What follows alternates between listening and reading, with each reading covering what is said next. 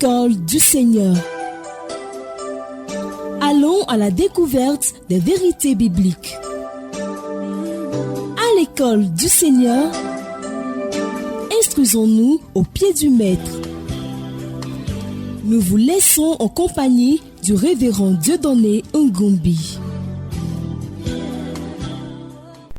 Nous saluons chaleureusement les auditeurs et auditrices fidèles à l'école du Seigneur. Depuis quelque temps, nous parlons de la pneumatologie, la doctrine du Saint-Esprit, et plus précisément, nous en sommes à son œuvre progressive. La fois passée, nous avons parlé de la plénitude du Saint-Esprit et nous avions dit qu'être rempli du Saint-Esprit, c'est se laisser diriger, contrôler par le Saint-Esprit. Et pour être rempli du Saint-Esprit, il fallait remplir 4 conditions. La première, c'est qu'il fallait avoir un désir ardent d'être rempli du Saint-Esprit. La deuxième, c'est qu'il fallait confesser tout péché afin d'être purifié par le sang de l'agneau. La troisième, il fallait abandonner totalement tous les domaines de sa vie entre les mains du Seigneur. Et quatrième, dernière condition, pour être rempli du Saint-Esprit, il faut le demander dans la prière et accepter par la foi cette plénitude. Aujourd'hui, avec votre serviteur au microphone, Dieudonné Ngumbi, nous parlerons de la sanctification par l'Esprit. La sanctification peut être définie comme étant le processus par lequel le chrétien devient de plus en plus semblable à l'image de Jésus-Christ. Le processus par lequel le chrétien reflète au quotidien une vie sainte qui glorifie le Seigneur. Il est vrai que c'est la personne de Jésus-Christ en nous qui est d'abord notre sanctification, mais d'une manière pratique, c'est le Saint-Esprit qui réalise, qui applique cette sanctification dans la vie du chrétien. Et nous allons voir ce que la Bible dit à ce sujet. Lisons quelques passages qui nous montrent l'œuvre de la sanctification par l'Esprit. Romains 15, 15 à 16. Lisons ce passage. Cependant, à certains égards, je vous ai écrit avec une sorte de hardiesse, comme pour réveiller vos souvenirs à cause de la grâce que Dieu m'a faite d'être ministre de Jésus-Christ parmi les païens, m'acquittant du divin service de l'évangile de Dieu, afin que les païens lui soient une offrande agréable, étant sanctifiés par l'Esprit Saint. Paul est en train de montrer aux Romains comment le païen, c'est-à-dire ceux qui étaient en dehors d'Israël et qui croyaient en Jésus, bénéficiaient de la sanctification par l'Esprit. Cela veut dire qu'il montre que l'agent de cette sanctification, c'est le Saint-Esprit. Lisons également 1 Corinthiens 6, 9 à 11. C'est Paul qui parle. Ne savez-vous pas que les injustes n'hériteront point les royaumes de Dieu? Ne vous y trompez pas. Ni les impudiques, ni les idolâtres, ni les adultères, ni les efféminés, ni les infâmes, ni les voleurs, ni les cupides, ni les ivrognes, ni les outragés, ni les ravisseurs n'hériteront les royaumes de Dieu.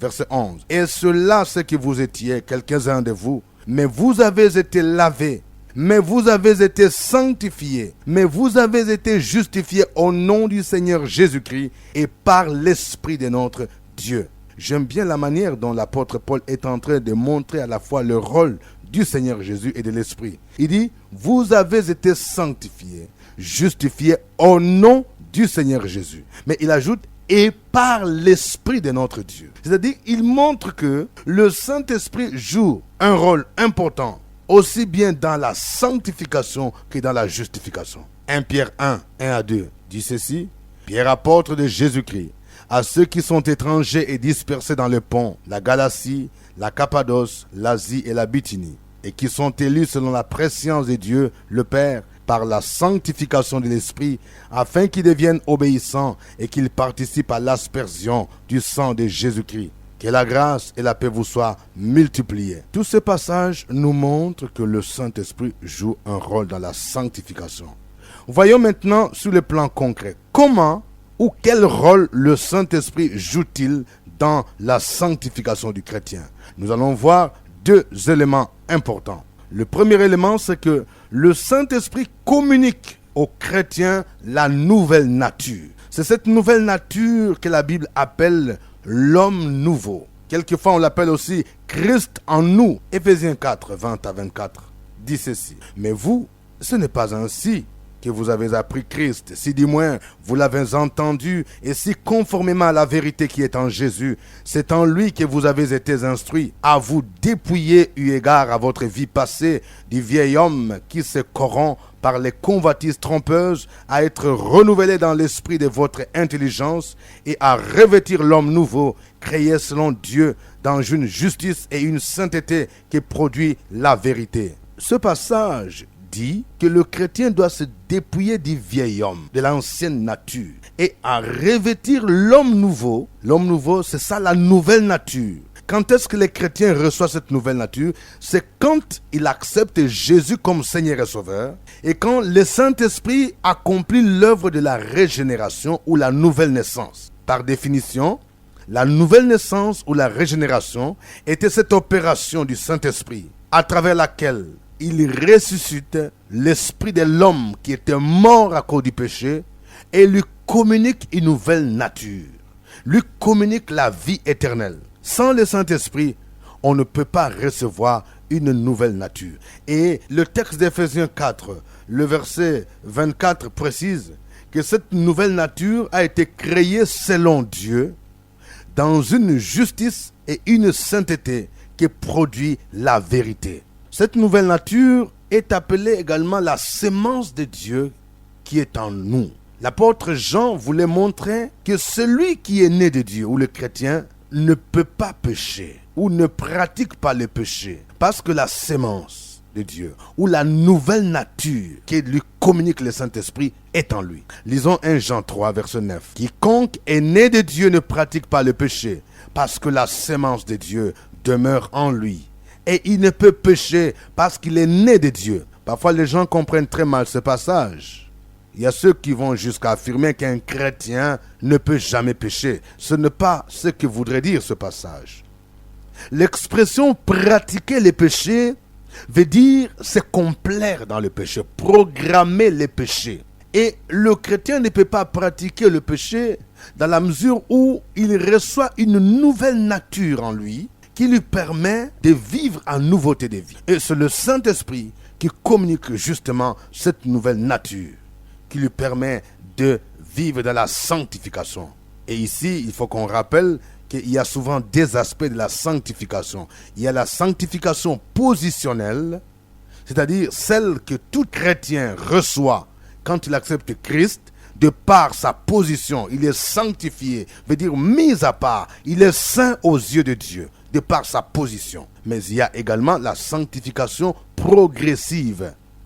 C'est celle que le chrétien devra expérimenter, pratiquer au jour le jour, pour refléter par sa conduite, par sa vie quotidienne, cette sainteté. Le deuxième élément qui démontre la part du Saint-Esprit dans la sanctification, c'est que le Saint-Esprit donne aux chrétiens la puissance de subjuguer la chair. La chair, c'est quoi?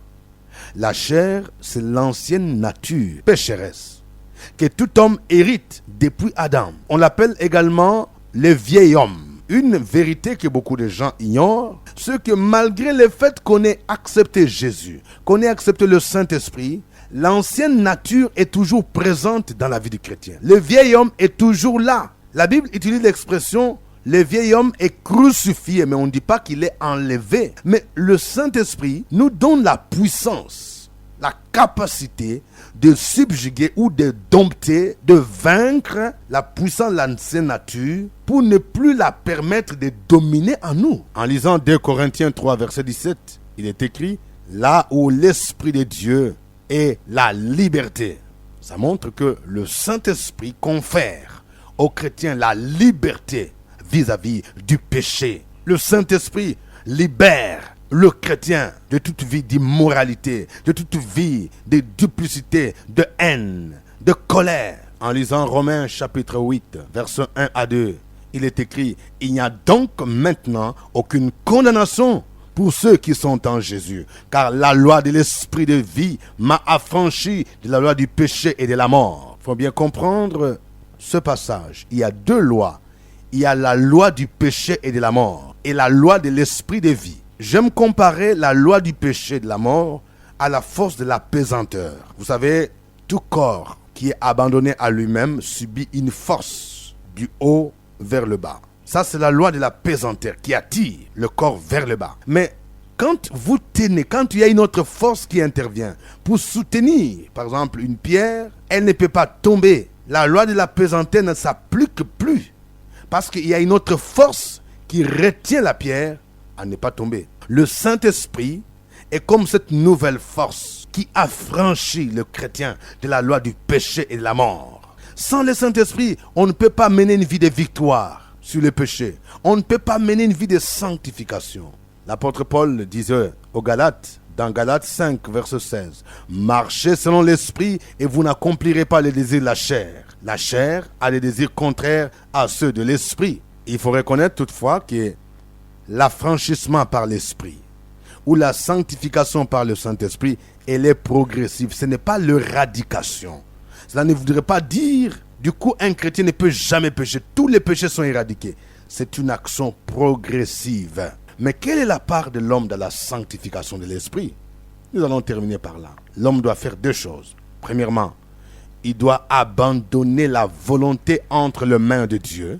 Deuxièmement, le chrétien doit vivre par la foi. Ces deux éléments se retrouvent dans Romains chapitre 6, verset 11 au verset 14. Ainsi, vous-même, regardez-vous comme morts au péché et comme vivants pour Dieu en Jésus-Christ.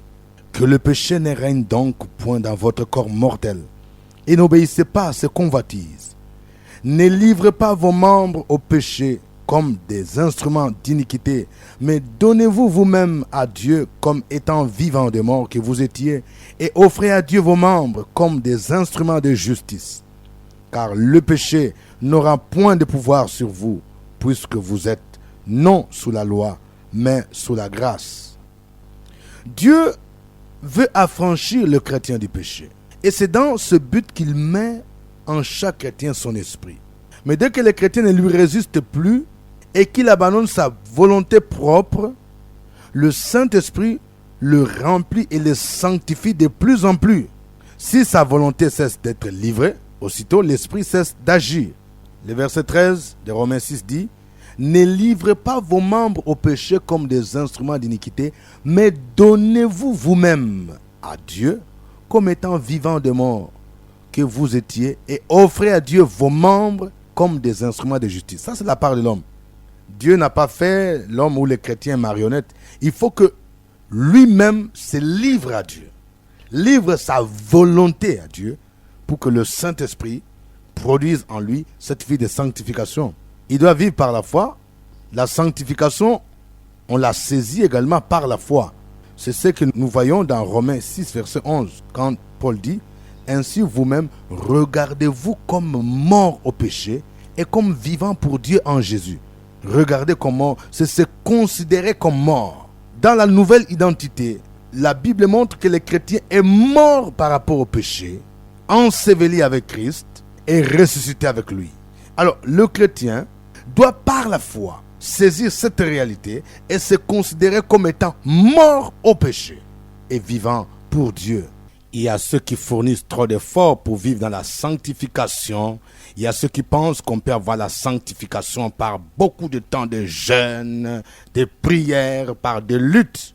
Et ceux qui pensent ainsi aboutissent souvent par une faillite. Nous ne pouvons vivre la vie chrétienne sans la foi. Nous recevons Jésus-Christ par la foi. Nous recevons le pardon de nos péchés par la foi.